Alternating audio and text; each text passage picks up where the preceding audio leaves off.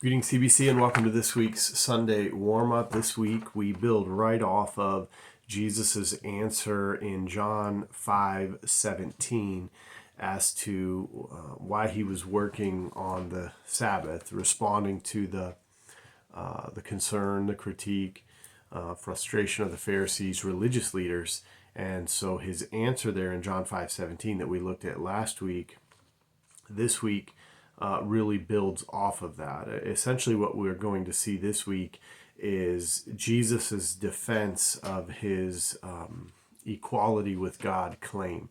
Remember, it wasn't just that he was breaking Sabbath that they were so frustrated about. They were and had become even more frustrated that he was making himself equal with God. We'll see that in John 5:18.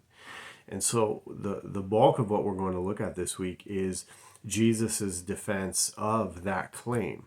And so his answers, again, it's so creatively woven together in the text in just these few short little verses. And we really get here a look into the mystery of the Trinity. I think it's, and I'll be honest, I had not noticed this before, but walking slowly through the text, or just seeing things more clearly.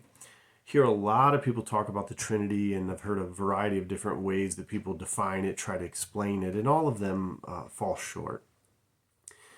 Here we get Jesus explaining what he means by his statement that he is equal with God, or as he said in John 5:17, my Father is working until now and I am working. And so we get some descriptions of that. We're going to see that a little bit over the next few weeks as we finish John 5 in this month. This week we get some really specific details. So note that. So it's kind of a homework assignment. As I give you the text here, we're looking at John 5:18 to 24. Pay attention in John 5:18 to 24 for what are some of the specific defenses Jesus gives of his equality with God claim, or that he is, God himself, but all co-equal with God. Here we don't necessarily see the Trinity at play here, but we do see Father and Son here. And so, what are the specific details that Jesus gives to defend his claim that he is equal with God, which is what made the religious leaders so angry to the point they wanted to kill him? There's some really neat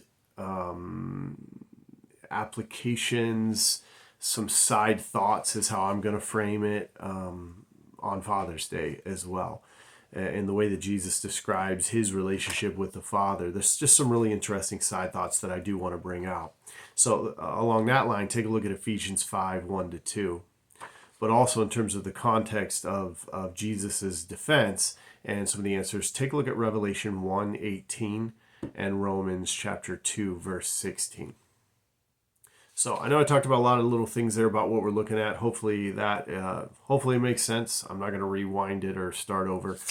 We kind of get what you get as I give these. But let me just quickly give the passages again. So John 5:18 to 24. Certainly take a look again and wrestle more with John 5:17. John 5:18 to 24. And then Revelation chapter 1, verse 18, Romans chapter 2, verse 16, and Ephesians chapter 5, verses 1-2. All right, that's it. Yes, Father's Day this weekend. Look forward to being with you. I love gathering on some of these special holiday times, so love being with you on Father's Day. And there may or may not be extra large candy bars in the building as we come here for Father's Day. You'll have to be here in person to find out if that is the case.